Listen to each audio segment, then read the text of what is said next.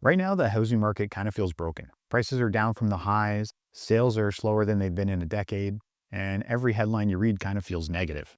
It's natural to start wondering if something's fundamentally wrong with the housing market. Well, here's the truth. The housing market isn't broken, it's just kind of on pause. And there's a very specific reason why. You see, the housing market isn't going to fully recover until the economy feels stable. The real estate market and the overall economy are tied together.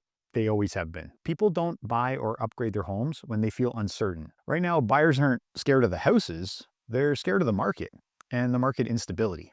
It's been quite the roller coaster ride over the last few years. We've had rapid interest rate increases followed by slow decreases. We've had constant news of inflation and the price of everyday things like gas and groceries on the rise. We've got a never-ending string of global conflicts, constant talk of a recession, and probably the biggest factor of all of it is the underlying uncertainty with our trade relationship to our neighbors to the south. The housing market needs stability so it can fully recover, but stability is exactly what's missing from the overall economic conditions. The issue with the Canada and US trade agreement matters more to the real estate market than most people think. Canada's economy is deeply tied to the United States. When trade relationships with our American partners feel uneasy, everything downstream from there gets more cautious. Businesses pause on their investments, hiring of new employees slows down, and consumers pull back on major purchases. And when that all slows down, housing slows down right with it. Over the last year, Canada's major trade agreement with the US and Mexico has been under renegotiation.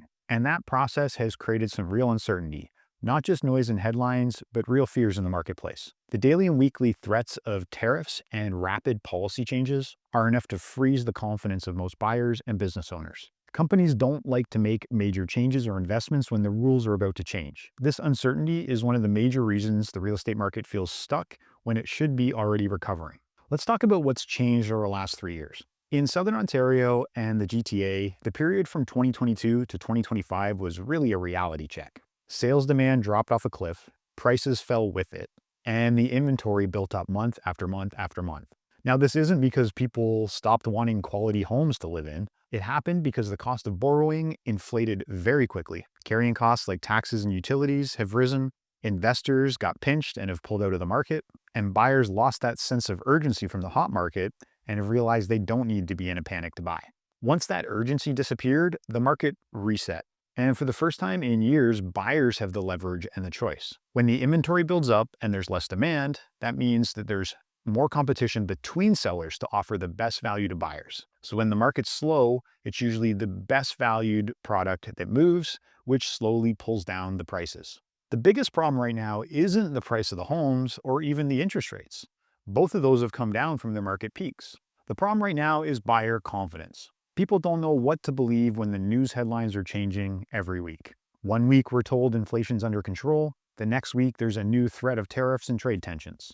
One report says to expect rates to come down, while the other warns that next year rates might go back up. It's that constant 24-hour news cycle that keeps buyers on the sidelines. But here's the key point that most of those headlines are missing.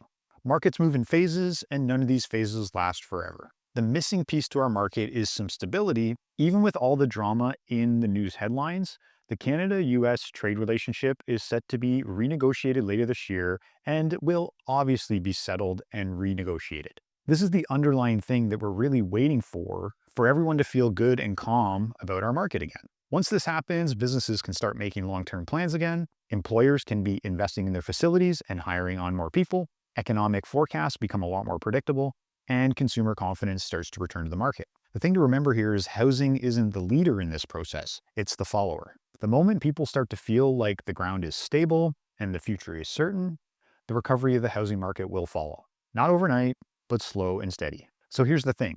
2026 might feel like another slow year, even if things are improving. The housing market takes some time to recover, and it's likely going to be too late to save this year's real estate market. Our natural rush comes in the spring, and our trade relationships probably won't be settled until later in the end of the summer or even in the fall. Most economic forecasts are pointing to a slow start to the year, followed by some improvement in the back half, and then a more meaningful recovery in 2027. Now, this is a totally normal pattern after a market reset. We saw this happen in the early 1990s recession, after the 2008 financial crisis, and most recently after the 2017 housing downturn.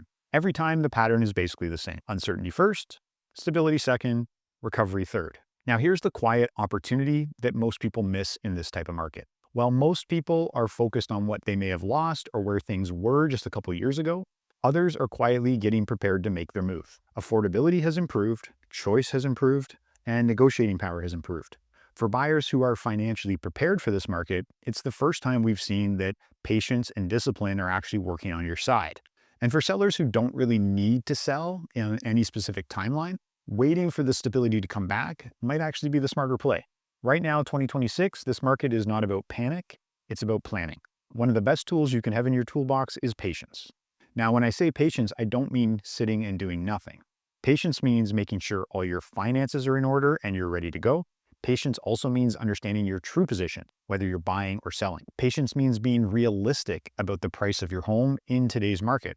And patience means making smart decisions based on strategy and reality, not headlines. The real estate market rewards people that move with clarity, not with emotion. The big picture is that the housing market feels uncomfortable because we are in between two different cycles. The old world of rock bottom interest rate has been put to the side, but our next cycle of stability and growth hasn't fully arrived yet. Once the trade uncertainty fades and the economic confidence returns, housing will follow right along, like it always does. Probably not in time to make this year feel exciting, but absolutely in time for people who are patient, prepared, and paying attention.